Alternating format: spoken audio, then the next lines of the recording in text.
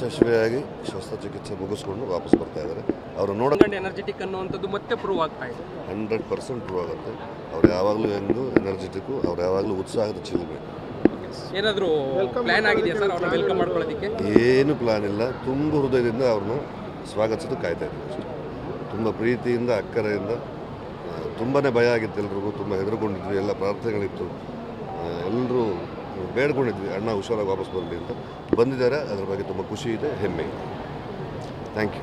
Okay, ಅದೇ ರೀತಿ Nagashekar sir ಕೂಡ ಇದ್ದಾರೆ. ಸರ್ ಹೇಳಿ, ನಿಮಗೆ ಎಷ್ಟು ಖುಷಿ ಆಗ್ತಾರೆ? ಇಲ್ಲ, ಶಿವಣ್ಣ ಬರ್ತಾ ಇದ್ದಾರೆ ಇರೋದು ಭಾಳ ಖುಷಿ.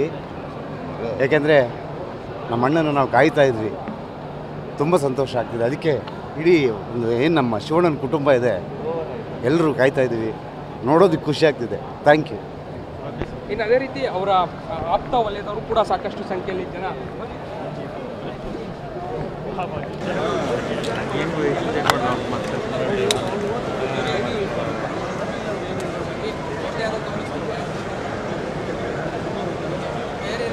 ಯಶಸ್ವಿಯಾಗಿ ಶಸ್ತ್ರಚಿಕಿತ್ಸೆ ಮುಗಿಸ್ಕೊಂಡು ವಾಪಸ್ ಬರ್ತಾ ಇದ್ದಾರೆ. ಅವರು ನೋಡೋದು ಎನರ್ಜೆಟಿಕ್ ಅನ್ನುವಂಥದ್ದು ಮತ್ತೆ ಪ್ರೂವ್ ಆಗ್ತಾ ಇದೆ. 100% ಪ್ರೂವ್ ಆಗುತ್ತೆ. ಅವ್ರು ಯಾವಾಗಲೂ ಹೆಂಗೂ ಎನರ್ಜೆಟಿಕ್ಕು, ಅವ್ರು ಯಾವಾಗಲೂ ಉತ್ಸಾಹದ ಚಿಲುಮೆ. ಏನಾದರೂ ಪ್ಲಾನ್ ಆಗಿದೆಯಾ ಸರ್ ಅವ್ರನ್ನ ವೆಲ್ಕಮ್ ಮಾಡ್ಕೊಳ್ಳೋದಕ್ಕೆ? ಏನು ಪ್ಲಾನ್ ಇಲ್ಲ. ತುಂಬ ಹೃದಯದಿಂದ ಅವ್ರನ್ನ ಸ್ವಾಗತಿಸೋದು ಕಾಯ್ತಾ ಇದ್ದೀವಿ ಅಷ್ಟೇ. ತುಂಬ ಪ್ರೀತಿಯಿಂದ, ಅಕ್ಕರೆಯಿಂದ. ತುಂಬಾ ಭಯ ಆಗಿತ್ತು ಎಲ್ರಿಗೂ, ತುಂಬ ಹೆದರ್ಕೊಂಡಿದ್ವಿ, ಎಲ್ಲ ಪ್ರಾರ್ಥನೆಗಳಿತ್ತು, ಎಲ್ಲರೂ ಬೇಡ್ಕೊಂಡಿದ್ವಿ ಅಣ್ಣ ಹುಷಾರಾಗಿ ವಾಪಸ್ ಬರಲಿ ಅಂತ.